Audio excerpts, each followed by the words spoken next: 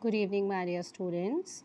And in today's lecture, we'll go to the judgment topic of judgment, which which was not completed in my previous lecture, and the rest of the topics, the rest of the points of a judgment will be discussed in today's lecture. Okay, so we'll start from.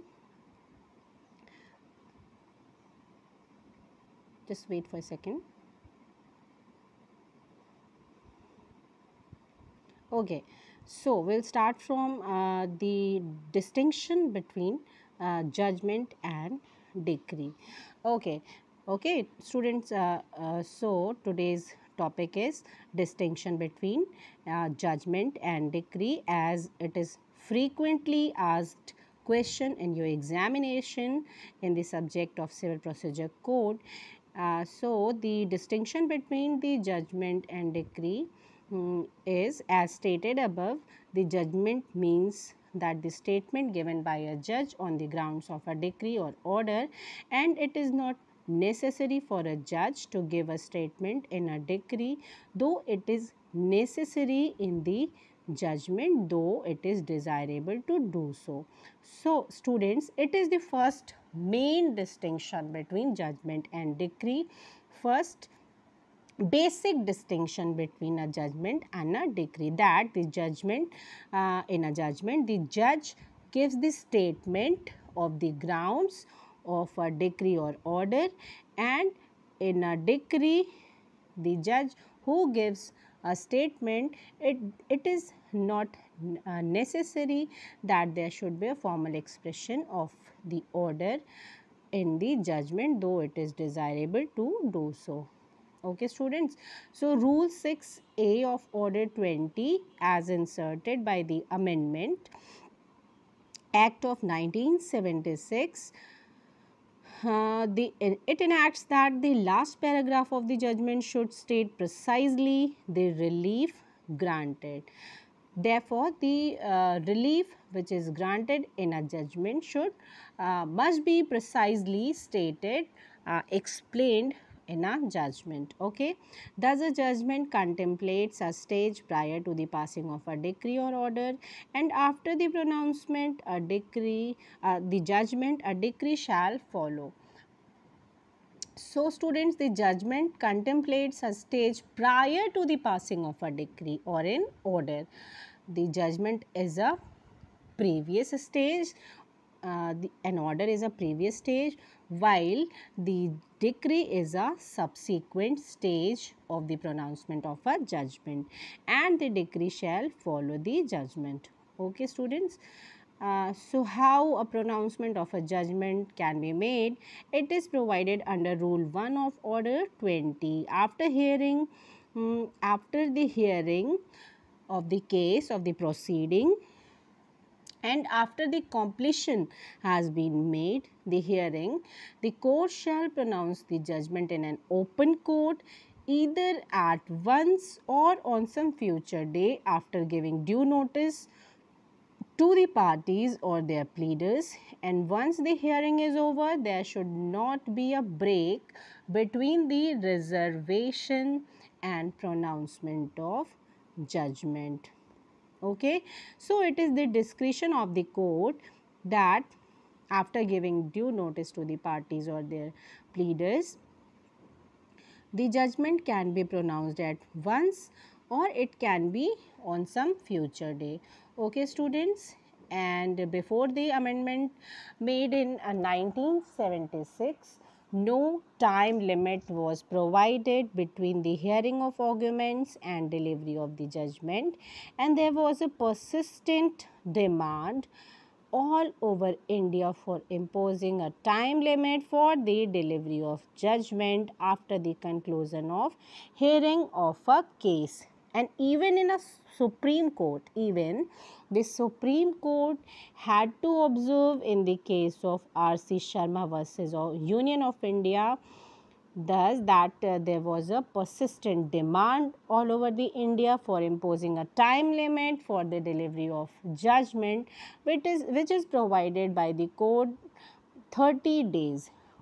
and on a discretion of court, it may be to some future day also, which shall not exceed 60 days. Okay, the Civil Procedure Code does not provide a time limit for the period between the hearing of arguments and the delivery of the judgment. Nevertheless, we think that an unreasonable delay between hearing of argument and delivery of a judgment, unless explained by the exceptional or extraordinary circumstances, is highly desirable, even when the written arguments are submitted. It is not unlikely that some points which the litigants considers important may have escaped notice.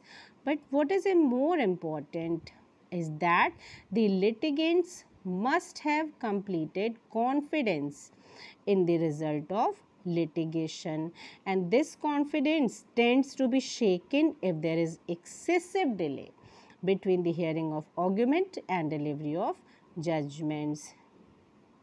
Okay, students, and justice, as we have often observed, must not only be done but must manifestly appear to be done. So, justice delay is justice denied is the rule of equity, and the justice must not only be done, but it must manifestly appear to be done as well. And the committee therefore suggested that a time limit should be prescribed for the delivery of judgment after after the conclusion of the hearing of the cases. Okay, so one of the committee suggested that the time limit should be imposed over the court for the delivery of judgment after the conclusion of hearing of the cases, after the proceeding is over, and it must not be delayed unnecessarily, so that the justice can be done properly, and it must not manifestly appear to be done. Okay, students. So, accordingly, it is provided that if a judgment is not pronounced at once, it should ordinarily be delivered within 30 days from the conclusion of the hearing, and where, however, it is practicable to do so due to exceptional and extraordinary circumstances, it may be pronounced within 60 days and not more than that. And the time period of 60 days are provided in only in exceptional and extraordinary circumstances, not otherwise. Okay, students, you all are getting my point. The general rule, the general timing is for the delivery of the judgment is 30 days, and the exceptional rule, the extraordinary rule is the time period of 60 days, but not more than that. So, due notice of the day fixed for the pronouncement of judgment shall be given to the parties or their pleaders, and the judge need not read out the whole judgment, and it would be sufficient if the final order is pronounced. Okay, the judge need not to be read out the whole judgment, and the conclusion of the judgment, the final prediction of the judgment can also be read, and it would be sufficient if the final order is pronounced. The judgment must be dated and signed by the judge, and the rule 2 enables a judge to pronounce a judgment which is written but not pronounced by his predecessor. So it is one of the topic of our first unit, that whether a judge can pronounce a judgment which is not written by him and not pronounced by his predecessor. So the answer is yes, a judge can pronounce a judgment which is written but not pronounced by his predecessor judge in a court. Okay, a reference in this connection may be made to a recent decision of Supreme Court in Anil Rai versus State of Bihar, and in that case, after the argument of counsel were over, but the judgment was reserved by the High Court, which was pronounced after 2 years.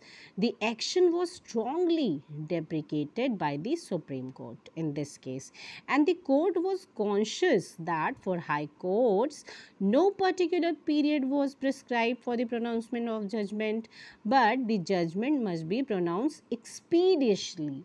Okay, so the Supreme Court had strictly uh, described, explained about the time limit of pronouncement of judgment by the high courts, and it was held that though no particular time period is prescribed for the pronouncement of judgment by high court, but the judgment must be pronounced expeditiously. Okay, students, Justice Sethi stated that in a country like ours, where people consider judges only second to God, efforts be made to strengthen that belief of common man, delay in disposal of cases facilities the people to raise eyebrows, and sometimes genuinely, which if not checked may shake the confidence of the people in the judicial system. Therefore, the judgment must be pronounced expeditiously, and Justice Sethi also confirmed that it should be pronounced expeditiously, though a time period, no particular time period, is prescribed for the pronouncement of judgment by the high courts. Okay.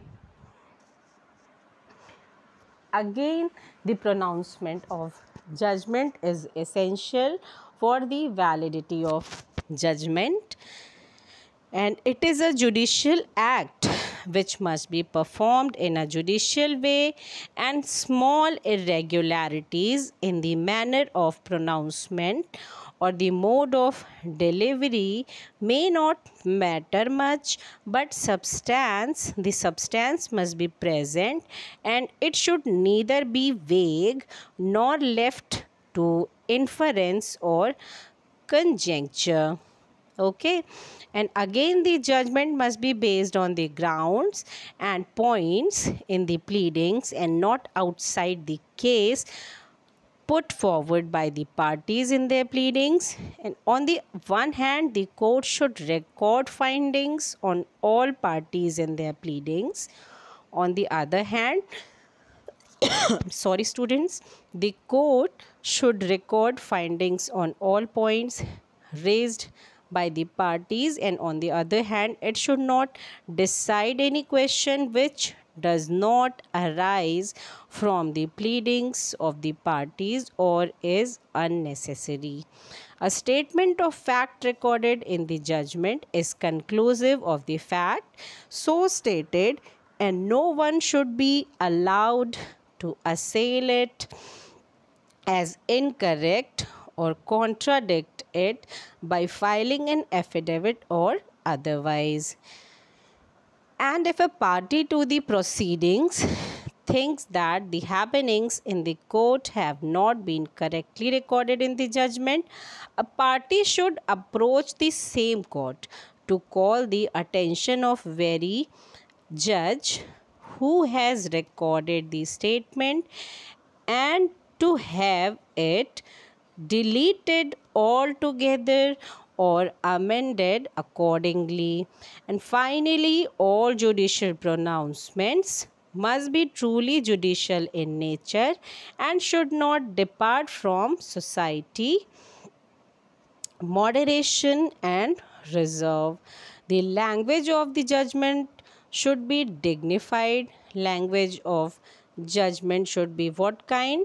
Then it can be stated that it should be dignified and restrained, and disparaging and defamatory remarks should not be made in a judgment, and even where the criticism is justified, it must be in the language of utmost restraint. Okay, and keeping in mind that the person making the comment is also a human being and fallible. Okay, so it was about the language of the judgment, which should be in dignified manner and restrained, and despairing and defamatory remarks should not be made in a judgment. And even where the criticism is to be made, it must be in language of utmost restraint, and keeping in the mind that a person making the comment is also a human being and fallible. Next, what is the copy of judgment? How a copy of a judgment can be obtained from the court, and under what time period it can be obtained by the court, from the court, and whether any charges is payable for the obtainment of the copy of judgment.